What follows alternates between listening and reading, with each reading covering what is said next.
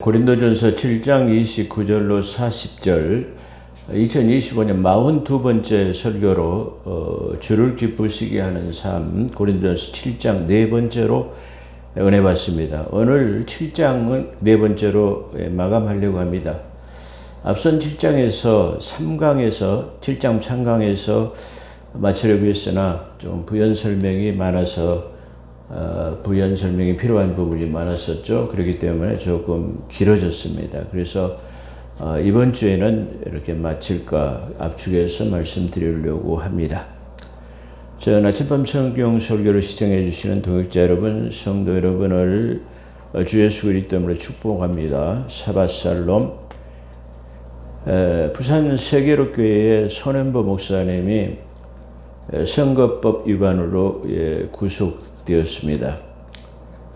보통 선거법 위반은 벌금형으로 지금까지 선례를 보거나 그러면은 보편적으로 많아야 200~300만 원 그리고 100만 원 미만을 받으면 선거법으로 당선이 된다 할지라도 80만 원 이상을 받게 되면 무효가 되기 때문에 때로는 선거법 위반이 80만 원 미만으로 받거나 또 많아야 100만 원, 200만 원으로 이렇게 선고되는 것이 보통입니다. 그런데 그 손현보 목사는 자기가 직접적인 선거에 출마한 것은 아니고요. 어찌됐든 간에 선거법 위반으로 그렇게 구속이 됐습니다. 그래서 보통 벌금형으로 이렇게 마무리되는 것을 구속 수감하는 것은 그 이유는 손현보 목사가 도주 우려가 있기 때문에 구속 수사한다라는 것입니다. 도주 우려라는 말은 맞지 않죠. 신분이 확실하고 또 대형교회 담임 목사가 그 선거법 위반으로 기소됐다고 도망갈 일은 없기 때문에 그렇습니다. 또는 일반 형사사범처럼 증거인멸할 우려도 없습니다. 왜 그러냐면 지금까지 모든 유튜브를 통해서 자기가 한 말이 노출되어 있기 때문에 증거인멸이나 도주 우려는 전혀 없는데 이렇게 구속 수사한다라는 것은 대형교회 목사가 도주 우려가 있다는 것은 말도 안 되는 그런 어불성설이고 이거 분명한 종교 탄압으로 그렇게 보여집니다. 기독교계에서도 종교 탄압을 즉각 중지하고 손현보 목사를 석방을 요구하고 있는 그런 상태입니다. 자, 이런 상황 속에서도 강주에서 발행되는 미션 21이라는 신문에는 기독교 신문이죠. 어단 전단 광고를 통해서 고신을 사랑하는 모임, 고신을 사랑하는 모임은 고신측 교단, 그 손현보 목사가 고신측 교단 목사죠. 고신측 교단 목사로서 교회가 상당히 큰 몇 명 없는 그런 대형 교단이라고 볼 수 있어요. 근데 고신을 사랑하는 모임, 그러니까 고신 교단을 사랑하는 모임, 그리고 건강한 교회와 사회포럼이라는 단체에서 손현보 목사 구속은 종교 탄압이 아니라는 입장을 표명하는 간고를 실었습니다.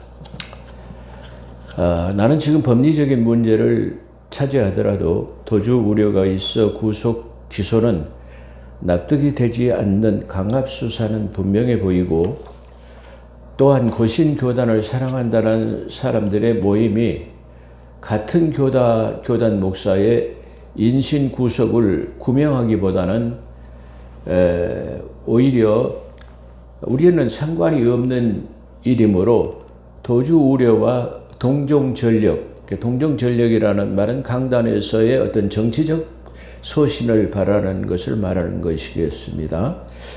동종전력으로 재범 우려가 있다라는 말. 재범이라는 말은 계속해서 강단에서 그 정치적인 발언을 하는 것을 말하는 측면인 것 같아요. 그래서 재범 우려가 있기 때문에 철저한 사법 절차를 준수하여 종교의 자유를 정치적 일탈로 이용되지 않도록 그렇게 해라. 그런 취지로서 그들의 입장 표명을 한 것 같습니다. 그들이 말하는 진정한 종교 자유는 종교 자유가 뭡니까? 종교라는 것은 믿음 생활을 통해 가지고 자기의 소신을 밝히고 또 지금 이 세상에 대해서 이 세상이 어떻게 나가는가를 심판하는 것이 종교의 자유예요. 그걸 다른 말로 표현한다면 악을 악이라 말할 수 있어야 하며 잘못된 것을 말할 수 있어야 하는 것입니다. 당연히 선거법이 잘못되다든가 부정선거가 있었다든가 정치가 좀 잘못됐다고 한다면 그걸 바로잡기 위해서라도 비판이 필요하다. 그런 측면이죠. 그게 종교 자유다 이렇게 말할 수 있습니다. 그래서 종교의 자유는 악을 악이라 말할 수 있어야 하며 잘못한 것을 말할 수 있어야 합니다. 선을 선이라고 칭찬하며 격려할 수 있어야 하는 것이 종교의 자유다 이렇게 말할 수 있어요. 자, 그런 측면에서 특정 분야라고 제외할 수는 없는 것이다. 특정 분야. 그 정치권이라든가 또 어떤 특정 어떤 단체, 노동조합이라든가 군사에 관한 것이라든가 북한에 관한 것이라든가 이런 특정 분야라도 얼마든지 성경적 측면으로서 조명할 수 있어야 된다. 이렇게 말할 수 있을 것입니다. 자, 마태복음 24장 45절에는 때에 따른 양식을 나눠주는 자는 그 주인이 올 때 그렇게 하는 것을 보면 그 종이 복이 있으리로다 그랬습니다. 어떤 사람이 충성된 종이냐, 어떤 사람이 주인의 뜻대로 사는 종이냐라고 말하면 때에 따른 양식을 나눠주는 자가 충성된 종이다. 그렇게 또한 하는 것을 보면 주인이 왔을 때 그렇게 하는 게 칭찬이 있으리라. 칭찬을 받는 사람이 진정한 복이다. 이 말을 다른 말로 한번 다시 표현한다고 한다면 때에 따른 양식을 나눠줘야 돼요. 지금의 시대가 작금의 시대가 어떠냐라고 하는 것을 말하는 거예요. 자, 이 말을 포괄적으로 깊이 한번 생각해 본다면 이 지금 때는 주님이 오실 날이 얼마 멀지 않았다는 때를 말하는 거예요. 그 다음에 두 번째로는 지금 우리가 이 세상에 살아가고 있는 이 시대의 때가 지금 어떤 때냐 말이야. 지금 우리가 살아가는 경제적 위기나 정치적 위기나 기타 등등 지금 세상에 추구하는 이 때가 우리가 이 때를 살고 나가 있는 이 세상은 지금 어떠냐. 그래서 이 세상을 하나님의 말씀으로 조명할 수 있는 것이 그 때를 말하는 거예요. 아까 궁극적인 목적으로는 다시 말하면 때에 따른다는 것은 지금의 때가 언제냐 말이야. 예수 그리스도가 오신 지가 벌써 초림하신 지가 2000년이 지나가지고 이제 6째 날이라고 하는 재림의 상황이 가까이 왔다. 그렇기 때문에 지금 교회 안에서 방언이나 하고 특별 기도회나 하고 그런 것보다는 우리 주님이 오실 것에 대해서 더 가르치는 그런 때가 돼야 된단 말이야. 주님이 언제 어떻게 오시냐 말이야. 주님이 오시게 되면 어떻게 되냐 말이야. 공중 재림을 하게 되면 우리는 어떤 스탠스를 취해야 되고 어떻게 되어질 것인가를 말하는 것이 바로 주님의 때다. 그걸 말하는 것이다. 예, 그걸 우리가 볼 수 있어요. 지난번에 제가 말씀드린 것처럼 미국의 어떤 유튜버 목사는 지난 9월 24일이나 25일에 주님의 재림이 있을 것이라는 확신의 유튜버가 있었습니다. 그랬을 때 저는 그 유튜브 방송은 잘못된 것이다. 그가 주장하는 9월 24일이나 25일이 아니고 주님이 오실 때는 아마 장막절이라고 하는 절기, 7월 10일 대속죄일이 들어있는 절기다. 그렇기 때문에 7월 10일의 대속죄일은 우리의 절기 지금 그레고리 팩에 의하면 바로 11월 달쯤이 되기 때문에 10월 말경이나 11월쯤이 되기 때문에 그가 주장하는 것은 맞지 않다. 그렇기 때문에 시기적인 달력도 월도 맞지 않고 시기도 맞지 않는 것은 지금 주님의 시간의 관점은 아직 제가 보는 관점에서는 무화과나무 비유로 한다 할지라도 한 2년 정도의 기간이 남아 있습니다. 또 그렇기 때문에 6째 날이라는 마감을 비유할 때도 한 2년 정도는 남아있지 않겠느냐. 이렇게 추론해 볼 수 있습니다. 그렇다고 한다면 이건 추론입니다. 그렇기 때문에 분명한 것은 앞으로 한 1, 2년 내에 주님의 도래는 아주 가까이 왔다라고 그렇게 한번 생각해 볼 수 있습니다. 이것이 어떻게 보면 주님의 때를 가늠한 거예요. 주님께서 말씀하실 때 도둑이 어느 경점에 드는 줄을 알면 그 시간만 도둑이 드는 것을 이게 깨어 있으면 도둑을 이게 막을 수 있어요. 여러분들은 도둑이 주로 어느 시간에 도둑이 든다고 생각을 합니까? 저는 강주에 살 때 목회하기 전인데요. 실제 도둑이 우리 집에 저녁에 들었어요. 저녁에 잠을 자는데 갑자기 서늘한 바람이 불어오는 것 같더라고요. 근데 저 부엌 쪽에서의 그 문이 삐그덕 하는 소리가 나요. 그러니까 아마 일부러 사람이 자는가 안 자는가를 도둑이 테스트한 것 같아요. 그래서 멀리 어렴풋이 비치는 소리가 그 저쪽 부엌 쪽에서 나는 문이 삐그덕 하는 소리와 함께 그 다음에 서늘한 바람이 들어. 아마 문을 열어놨던 것 같아요. 그래도 깨지 않으면 도둑이 들어오려고 했던 것 같아요. 그래서 제가 시간을 보니까 아마 그 시간이 2시쯤 되었어요. 아마 2시쯤 보통 사람들이 깊은 잠을 자는 것 같아요. 그래가지고 제가 기침을 하니까 후다닥 튀는 소리가 나더라고요. 도망가는 거죠. 그러니까 우리가 도둑이 언제 들지 모른다고 밤새 눈을 떠가지고 지킬 수는 없어요. 근데 이것도 제가 추론하는 겁니다. 2시쯤 도둑이 들더라.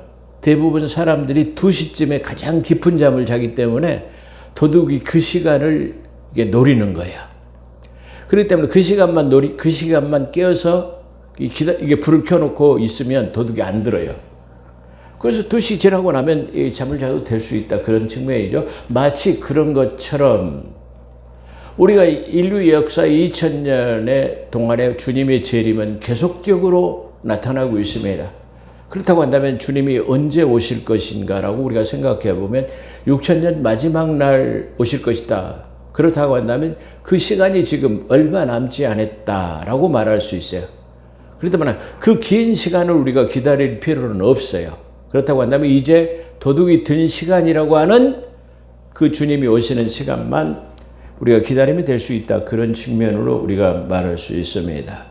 그렇기 때문에 아까 때에 따른 양식, 때는 바로 주님이 오실 것을 지금 가르치는 것이 가장 급선무예요. 그 다음에 두 번째는 지금 우리가 주님의 재림이 가까워 오고 있는 이 때에 지금 우리가 살아나고 있는 이 세속적인 상황, 정치 상황은 어떤가, 경제적인 상황은 어떤가, 이런 것을 생각해가지고 우리가 지금 이러한 정치적인 상황 속에서도 우리가 믿음을 지켜야 되고 잘못된 것을 교회 안에서 질타할 수 있고 잘된 것을 격려할 수 있어야 하는 것입니다. 자, 경제적인 측면을 한번 생각해 본다면 어제부로 우리나라 지금 금값이 역대적으로 사상 초유의 가격으로 한 돈에 약 83만 원까지 급등했다고 합니다. 반면에 우리나라 돈은 지금 약 1달러 1,500원만큼 평가절하가 되고 있어요. 그만큼 더 쉽게 말하면 돈의 값어치가 없어지고 있다라는 말입니다. 그렇기 때문에 돈의 값어치가 없기 때문에 금을 계속해서 사는 거죠. 전문가들은 아마 이대로 간다면 한 돈에 100만 원 이상은 훅갈 것이다. 왜 금을 많이 살까요? 왜 현금을 보유하지 않으려고 할까요? 그 이유는 바로 경제가 불안하고 정치 상황이 불안하기 때문에, 다시 말해 중국 사람들은 저렇게 밀려오고 중국 사람들에게는 땅을 사고 공무원도 할 수 있고 선거권도 주고 마치 우리나라 사람보다 더 우대하는 측면이 있기 때문에 과연 이렇게 되면 어떻게 될까 하는 우려가 있어서 그렇게 하지 않느냐, 그렇게 생각해요. 그래서 한국은행에서는 골드바를 더 이상 방출하지 않겠다라고 하는 보도가 나왔습니다. 이걸 반대로 말하면, 그러면 한국은행에서 가지고 있던 보유량의 금을 계속해서 방출했다고 한다면 한국은행에 있는 금은 거의 바닥났다라고 생각해 볼 수도 있어요. 중요한 의미죠. 그렇다고 한다면 우리가 가지고 있는 돈은 그만큼 더 값어치가 없어질 것이다, 그렇게 말할 수 있어요. 미국 공항에서는 우리나라 돈을 미국의 달러로 환전한다 그러면 1,700원을 가져야 1달러로 환전한다고 해요. 그러니까 우리나라 실제적으로 지금 환율이 1,500원으로 이게 절하됐지만 실제적으로 미국에서는 더 많이 절하되고 있다라는 측면입니다. 자, 이거는 제가 이걸 금값을 말하는 게 아니라 이런 경제적인 동향을 성도들에 알려가지고 성도들이 어떻게 지금 이게 경제적인 동향이 이렇다라고 말해줄 수 있어야 돼요.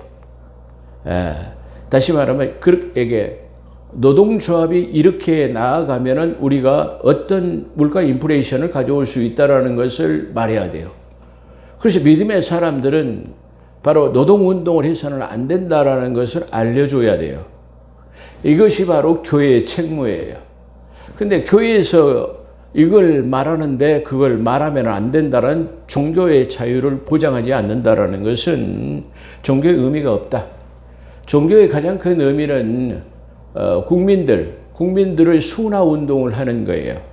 국민들의 수훈화 운동을 하는 것은 쉬운 말로 말하면 정부의 적극적인 시책에 동의하도록 하는, 순응하도록 하는, 하는 것을 옹호하고 보호하고 선포하는 것이 원래의 교육 기능이에요. 그래서 정부의 시책에 잘 따라서 순응하고 또 이렇게 착하게 살고 선하게 살아서 또 주님 예수 그리스도의 이름으로 구원받아서 영원한 생명을 가지라는 것이 궁극적인 목적이 있다. 이렇게 말할 수 있습니다. 자, 본문으로 은혜 받습니다. 사도 바울은 형제들아 내가 이 말을 계속해서 말하는 결혼관에 대해서 말하는 겁니다. 결혼에 대해서 오늘 마지막 결혼, 부부생활, 가정생활, 독신주의 뭐 이런 것들에 대해서 재혼 이런 문제에 대해서 오늘 마무리합니다. 자, 형제들아 내가 이 말을 하노니 그때가 단축된 거로 다른 말로 하면은 아까 그때가 단축됐다라는 말은 이제 때가 가까이 왔어 이런 말이에요. 이게 때가 지금 가까이 왔기 때문에 지금 더 주의해서 귀 기울여라 이런 말을 지금 시작하고 있다라는 말이죠. 자, 이제부터는 안에 있는 자는 없는 자 같이 하며 여기서 없는 자 같이 하는 안에 없는 자 같이라는 말은 아내가 없어가지고 없는 것처럼 멋대로 놀아나고 흥청망청하라는 것이 아닙니다. 또한 반면에 아내에게 신경 쓸 것이 없이 내팽개치라는 말도 아닙니다. 그렇다고 한다면 이 말이 무슨 말일까요? 이 말은 다만 주님께서 다시 오실 날이 가까이 왔기 때문에 집안일이나 아내를 보살피는 일에만은 얽매이지 말고 우리에게 맡겨진 그러니까 이게 다시 말하면 아내에게 얽매이거나 집안일에만 얽매이지 말고 그런 말이에요. 그러니까 등한히 하라는 말은 아니고 그래서 우리에게 맡겨진 일에 신실하게 수행해야 될 것을 지금 말하는 거예요. 그러니까 아내가 없는 것 같이라는 말은 무관심하고 내팽개치라는 말이 아니라 거기에만 너무 신경을 쓰고 가정일에만 너무 매사에 신경을 쓰고 주의 일에 신경을 쓰지 못하는 일이 없도록 하라는 거야. 어떻게 보면 이 지금 결혼관에 대해서 부부간의 생활에 대해서도 지금 말하고 있다면은 지금 우리가 이 때에 맞춰서 지금 이 마지막 시대에 아까 말한 제가 서두에 말한 것처럼 이제 주님 오실 날이 얼마 멀지 않았다고 한다면 더욱 우리는 이런 일에 신경을 써야 할 겁니다. 그렇기 때문에 가정일에 집안일에만 얽매이지 말고 주님께서 우리에게 맡겨주신 일에 더 사명을 더 권고히 하고 그것을 더 힘써야 할 것을 지금 말하고 있는 것입니다. 자, 우는 자는 울지 않은 것 같이 기쁜 자는 기쁘지 아니한 것 같이 매매하는 자는 없는 것 같이 세상 물건을 쓰는 자들을 다스지 못하는 자 같이 하라 그럽니다. 중요한 문제를 다루고 있습니다. 그러니까 이 결혼관에 대해서 부부생활에 독신에 대해서 재혼에 대해서 말하고 있는 이 장에서 지금 이걸 다루고 있다라는 말이에요. 자, 네가 슬픈 일을 당했느냐? 그게 얽매이지 말아라 말이야. 네가 지금 상황이 기쁜 일에 처해 있느냐 말이야. 그거에 너무에 얽매이지 마라. 네가 지금 공부하고 슬픈 일에 당했느냐? 네가 지금 사업이 잘 되고 기쁜 일에 놓여 있느냐 말이야. 에? 또 지금 매매하는 일, 내가 지금 사업이 잘 돼가지고 말이야. 계속해서 부동산을 사들이고 말이야. 회사 사옥을 크게 짓고 말이야. 사원도 늘리고 말이야. 막 사들여. 돈이 있으니까. 그런 걸 말하고 있다라는 말이야. 그러니까 매매하지 말라는 말, 매매하지 않은 것 같이 하라는 말은 네가 지금 이 세상 살아나가는데 그 사업에만 심취돼가지고 사업의 번창일로에만 그리고 땅을 늘리는 것만, 사옥을 넓히 짓는 것만, 교회를 넓히 짓는 것만, 크게 짓는 것만, 그거에 지금 힘쓰지 말라는 말이에요. 이 말을 지금 사도 바울은 그렇게 설명하고 있다라는 말입니다. 우는 자는 울지 않은 것 같이, 기쁜 자는 기쁘지 아니한 것 같이, 매매하는 자는 없는 것 같이, 또한 세상 물건을 쓰는 자도 다 쓰지 못하는 것 같이 하라. 아주 중요한 문제를 다루고 있습니다. 이 세상의 외형은 지금 우리가 눈에 보이는 것은 다 지나가고 없어질 것이기 때문이라. 너희는 이 세상을 살아가지 말라. 이 세상은 불타 없어질 것이기 때문이라 라고 말하는 것처럼 다 지금 눈에 보이는 현상들, 우는 것, 다시 말하면 기뻐하는 것, 매매하는 것, 뭐 이 모든 것, 그런 것들이 다 이건 눈앞에서 지나가고 그것은 없어질 외형상 보이는 것 뿐이기 때문이다. 그런 말을 지금 하고 있는 것입니다. 그래서 이 세상의 외형은 지나감이라 이제 때가 얼마 남지 않았기 때문에 그렇습니다. 아까 저 서두에도 말한 것처럼 자, 슬픈 일, 기쁜 일 거기에 집착하지 말고 자기 소유에 집착하지 말고 거기에다 마음을 뺏기지 말고 절제하면서 온전한 삶을 살 것을 원하고 있어요. 자, 이게 궁극적인 목적으로 우리가 본다고 한다면 결혼해 살거나 독신으로 살거나 어떻게 산다 할지라도 우리가 삶의 현장 속에서 세상 속에다 마음을 뺏기지 말고 주를 향하고 주님을 기뻐하는 일에 우리가 초점을 맞춰 거기 포커스를 맞춰야 된단 말이에요. 아니 혼자 살면서 돈 아끼고 다 해갖고 뭐합니까? 친구에게 밥 한 끼 사주지 못하고 그렇게 살면 뭐합니까? 엊그저께 제 사택 주변에서 페인트 한 사람을 봤어요. 그래서 우리 지금 사택 위에 쪽이 너무 보기 싫어가지고 좀 이게 페인트를 좀 해주십시오. 그랬더니 얼마만 드리면 됩니까? 그랬더니 앞에 보이는 전면만 하면은 한 40만 원 정도 필요합니다. 그랬더니 그렇게 해달라고 그래서 맞췄습니다. 근데 그 앞쪽에 제가 누구라고 말씀드리지 않겠어요. 어떤 장로님이 재산을 한 10억 이상 아마 제가 소유한 걸로 알고 있어요. 근데 그 페인트 칠하는 사람에게 어떻게 잔소리를 많이 하는지 아주 질려버렸습니다. 아주 자기 자랑, 돈 자랑, 이렇게 막 하면서 어떻게 잔소리를 그렇게 많이 한지 아주 제가 질려버렸습니다. 그러더라고요. 돈 많은 것이 자랑입니까? 돈이 나쁜 것은 아닙니다. 돈이 많은 것은 좋은 거예요.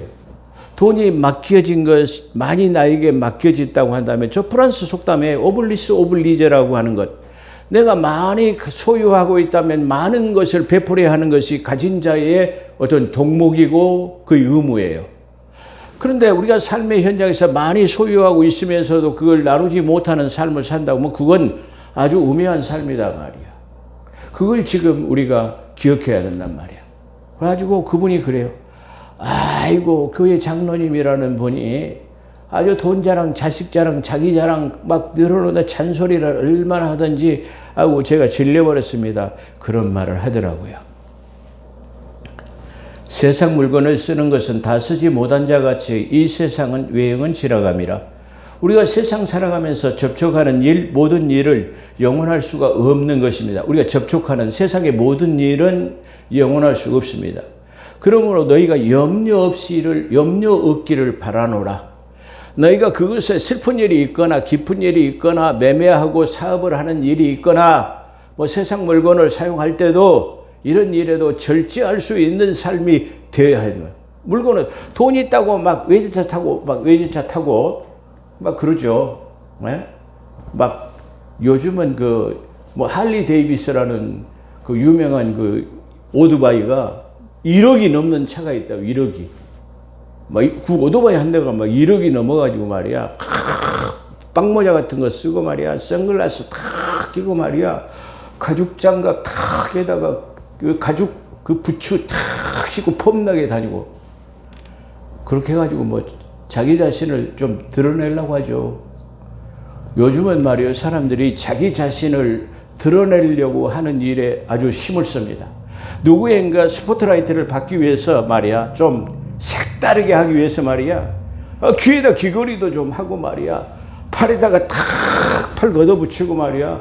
문신도 하고 말이야. 그렇게 내가 탁 폼나게 말이야. 돌아다녀야 한다. 피지컬이 좀 있어 보이게 말이야. 그렇게 살아가는 겁니까? 그걸 매매라고 그러는 거예요.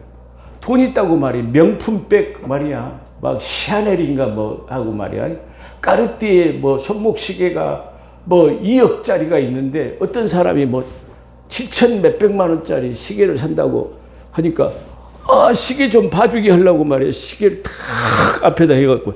참고로 제 시계는 39,900원짜리 이게 시계입니다. 잘 안 맞아요. 그냥 그런데 없는 것보다는 밋밋해서 차고 다닙니다. 근데 7,800만 원짜리 시계 찾기 때문에 말이야. 항상 시계를 앞에다 탁 내밀고 차를 마실 때도 이 시계를 앞에다 탁 그래야 폼나잖아요.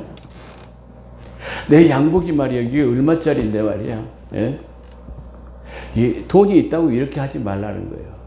네가 돈이 있다고 마음대로 막 명품백 뭐에다가 말이야. 막 이렇게 사용하지 말라는 거예요.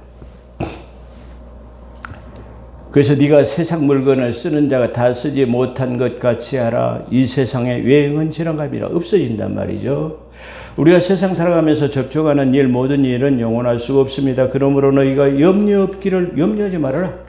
자, 본론으로 돌아갑니다. 장가가지 않은 자는 주의 일을 염려하여 주를 기쁘시게 할 것이라. 독신을 말하네.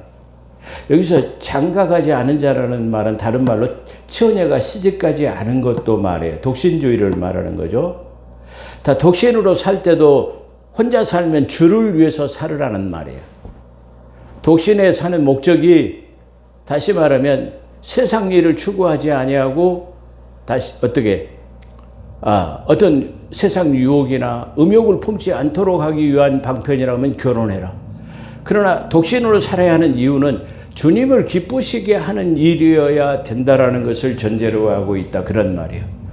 그래서 장가가지 않은 자는, 시집가지 않은 자는 주의 일을 염려하여 주를 기쁘시게 할까 하고, 장가간 자는 세상을 염려해.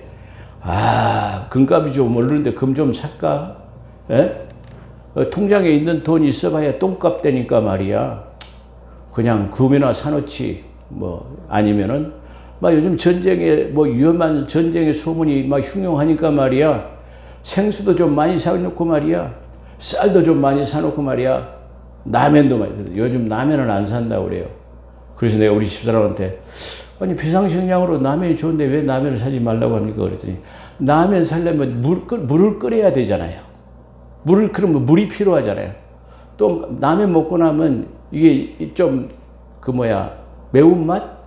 아니면 이렇게 짠맛 때문에 물을 더 많이 마시기 때문에 부적절하다는 거예요. 가스가 있어야 되고 물이 있어야 되고 또 이게 먹고 나서 뒤끝도 그렇고 그거 안 맞다라는 거예요.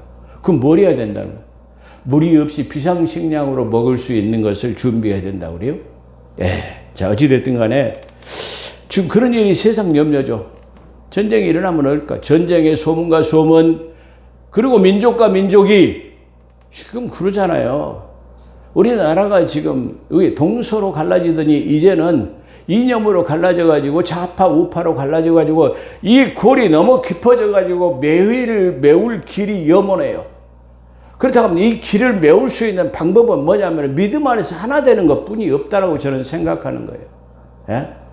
자는 우의 말을 듣지 않으려고, 우는 자의 말을 듣지 않으려고 자기들의 논리만을 주장하는 거예요. 어떤 목사는 우리 한국 교회가 말이야 지금 너무 우경화돼 가는 것이 문제다 그래요. 멍텅구리 같은 사람이요. 원래 교회라는 것은 정통 보수 신학 위에 세워진 것이 다른 우리 하나님의 말씀이에요. 그럼 원래는 좌파가 아니고 원래는 우파였어요. 그런데 반대로 지금 우에서 좌클릭으로 가고 있다는 것을 말하는데 그 사람은 반대로 말하고 있는 거예요. 왜 그렇게 말하고? 성경을 모르기 때문이다. 그렇게 말할 수밖에 없어요. 목사 안수 받으면 그잖아요. 우리는 하나님의 말씀이 정확무하며, 그러죠. 정확무하며 오류가 없으며, 그러죠. 그리고 정통 보수 신학 위에 세워진 말씀을 유일한 말씀으로 믿고 순종하기로 따릅니다. 선서하고 헌법 15조에 의해서 선서하고 목사가 돼요. 아니, 그렇게 목사가 된 자가 어떻게 이상한 말을 하고 있대? 그 목사 선서를 뭘로 하는 겁니까? 자, 장가간 자는 세상 일을 염려하여 어찌하여 아내를 기쁘게 할까 하며 마음이 갈라지고, 시집가지 않은 자와 처녀는 주를 위해 염려하죠. 자, 중요하잖아요. 그렇다고 시집하지 말라는 말은 아닙니다. 그래서 사도 바울이 이걸 내가 올무를 놓는 것이 아니다 말이야. 그런 말이야.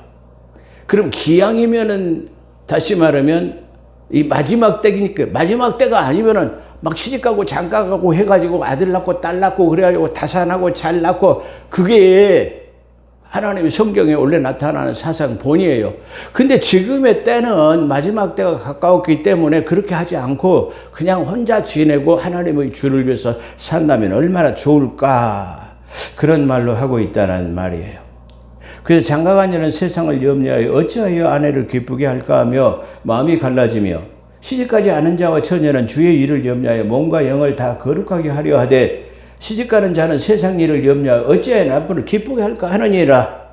그렇다고 시집가지 말라는 말은 아니다, 그런 말이에요. 그런데 내가 이것을 말하면 너희로 유익을 위하며 유익하게 더 좋은 것을 선택한다면 그렇게 해라. 그래서 너희에게 올무를 놓으려고 함이 아니니 오직 너희로 하여금 이 이치에 합당하게 하여 흐트러짐이 없게 하게 주를 섬기게 하려 함이라. 그래. 다시 한번, 너희가 어떤 형편과 처지에 놓여 있는데 거기 합당하게 해. 그 네가 말해 주를 섬길 수 있는 일이 합당하다면 그거 해. 그렇지 않고 네가 결혼하기 좋기를 바란다고 하면 그럼 결혼해. 그게 다 올무가 아니야. 마음대로 자유롭게 할 수 있는 거야. 그러나 내가 권면하기는 마지막 시대이기 때문에 기왕이면 주를 위해 사는 게 좋지 않겠니? 라고 하는 말입니다.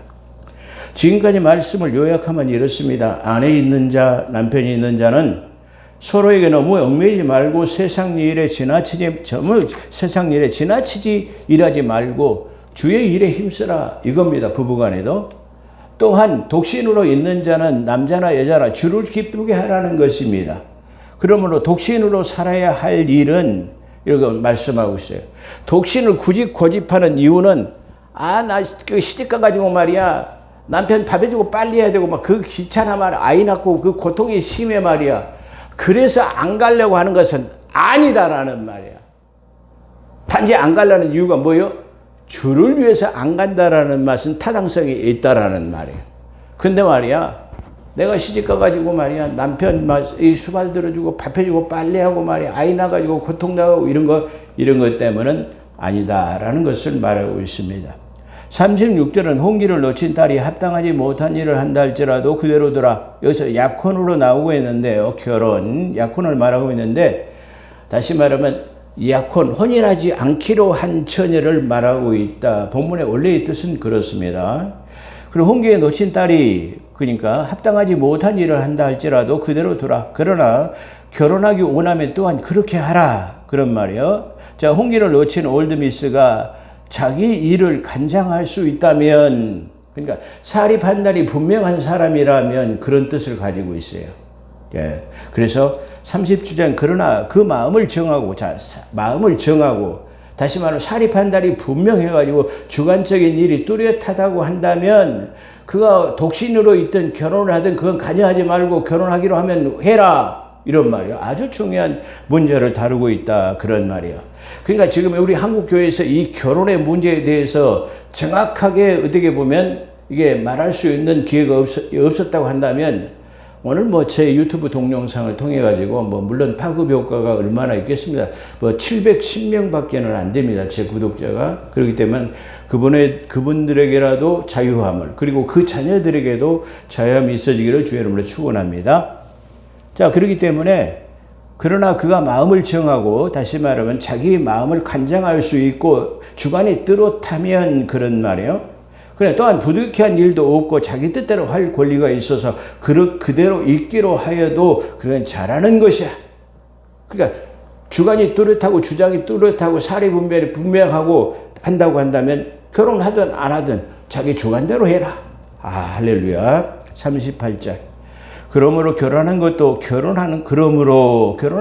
잘하거니와 결혼하지 아니한 것도 더 잘하는 것이. 남편이 주가지고 노임을 받았어. 그러면 재혼해도 된다. 자기 뜻대로 재혼하고 싶다면 재혼을 해도 되고. 그러나 내가 하기로 이왕에 네가 자유로워졌으면 이게 하나님을 위해서 일할 그런 시기로 그렇게 된 거 아니야? 라고 그렇게 말할 수 있어요. 어떻게 보면 독신으로 살아가는 분들이 많이 있죠. 이런 분들에게는 요즘에는 솔로들이 많아요. 제가 언제 고기가 너무 먹고 싶어가지고 우리 집사람하고 삼겹살을 한번 사 먹자고 어떤 식당을 갔어요. 그랬는데 그 식당에서 주문을 해놓고 삼겹살 2인분을 주문해놓고 기다리고 있는데 어떤 한 중년 40대 이상의 어떤 남자가 와가지고 김치찌개를 하나를 부탁을 하더라고요. 그런데 그 주인이 그러더라고요. 우리는 1인분은 판매하지 않아요. 그러더라고요. 그래서 그날 우리는 그걸 먹고 나서는 다시 상당히 그 삼겹살을 잘하는 소문난 집이에요. 그 집은 절대로 가지 않습니다. 음식 장사하는 것이 돈을 버는 것이 위한 것이 아니라 배고픈 사람들에게 우리의 정성을 다해서 내가 돈을 받는 거지만 그들을 위해서 건강을 위해서 배고픈 사람들에게 밥을 진다라는 마음으로 우리가 장사를 해야 되는 거예요. 우리 장로님 사는데 광양에 가면은 거기도 갈비집이 있어요. 근데 그 갈비집에도 둘이 가서 갈비를 시키면 3인분 이상이 기본입니다. 그래가지고 3인분 이상 안 시키면 둘이 가도 안 받아요. 주문을 안 받아요. 그래가지고 못 먹고 그냥 나온 경우도 있어요. 이런 사람들은 원래 자기들의 목적이 뭐냐 그러면 이 식당 하는 것이 돈 버는 것의 수단과 목적이 다 있다라는 거예요. 식당을 하는 목적이 내가 잘 가지고 있는 음식을 잘 만들어 맛있게 만들어 가지고 말이에요. 배고픈 사람들에게 이걸 전달해야 되겠다라고 하는 그런 의식이 그런 마음이 우리 밑바탕에 자리 잡고 있어야 돼요. 그런 마음이 있다고 한다면 그런 사람들은 음식 장사를 한다 할지라도 성공할 거예요. 근데 그렇지 못한다고 한다면 그게 본질은 아니다. 이렇게 한번 생각해 볼 수도 있어요. 자, 그렇기 때문에 누가 재혼하려면 그러죠. 지금은 독신주의가 많잖아요. 재혼하려면 해라 말이야. 그러나 내가 생각한다면 내 뜻은 그냥 지내는 것이 복이 있으리로다 그랬는데 다른 성경에는 그냥 지내는 것이 행복하리로다 라고 그렇게 되어 있습니다. 나는 또한 하나님의 영을 받은 줄로 생각하노라 이렇게 말해요. 이걸로 지금 고린도전서 7장 40절을 마감하고 있습니다. 자, 사도 바울은 정의합니다. 지금까지 내가 했던 말은 전부 내 개인적인 사견을 가지고 말한 것이 아니라 성령의 영감으로서 내가 충성되고 신실한 자로서의 영감을 받아서 기록한 거고 그것을 영감으로 말하는 것인데 너희가 오해 없이 받아들이기를 원하노라 이렇게 말합니다. 결혼입니다. 우리는 모든 것을 결혼하거나 안 하는 것은 자유의지에 있을 수 있습니다. 또 재혼하는 것도 자유의지에 있을 수 있습니다. 독신으로 있는 것도 마찬가지입니다. 그러나 우리가 독신으로 사도 바울이 천명하는 것은 독신으로 네가 되었다고 한다면 지금 가장 좋은 때가 아니냐? 왜 뭐 하려고 굳이 또 다시 재혼해가지고 말이야 그러려고 하느냐 말이야. 세상 일에 얽매이려고 하냐 말이야. 혼자 살면서 이제 남은 삶을 주를 위해 살아라고 한다라는 것이 지금 이 고린도전서의 이 결혼관에 대해서 이게 매듭짓고 있다라는 말을 합니다. 제가 아까 조금 전에 말한 것처럼 지금은 솔로로 많이 사는 시대입니다. 이 솔로로 사는 것이 지금 우리에게 하나님께서 원하시는 것은 이제 남은 삶을 주를 위해서 살아가라고 하는 그런 좋은 기회가 아닌가로 우리가 생각해 볼 수 있는 귀한 시간일 것입니다. 오늘까지 고린도전서를 마감합니다. 기도하겠습니다. 거룩하시고 자비로우신 하나님, 우리가 하나님께서 원하시는 결혼관, 독신에 관한 것, 재혼에 관한 것, 모든 것을 우리가 한번 상고하는 시간으로 함께 하신 것을 감사합니다. 우리는 지금 우리가 처해 있는 형편과 처지에 가장 합당한 삶으로 내 위치에서 최선의 삶을 살아가도록 도와주시옵소서. 독신으로 산다면 더욱 주께 영광을 돌리고, 또 가정을 가지고 부부간에 연합해 살고 있다 할지라도 우리가 가정과 아내와 남편에게 세상 일에 너무 심취하지 않고 주의 일도 게을리하지 않는 삶을 사도 바울은 권면하고 있다는 사실을 통해서 우리가 가정이 있건 없건 하나님 항상 주를 위해 사는 삶이 되게 도와주시기를 원합니다. 감사하며 우리 구주 예수 그리스도 이름으로 감사기도 드리옵나이다. 아멘.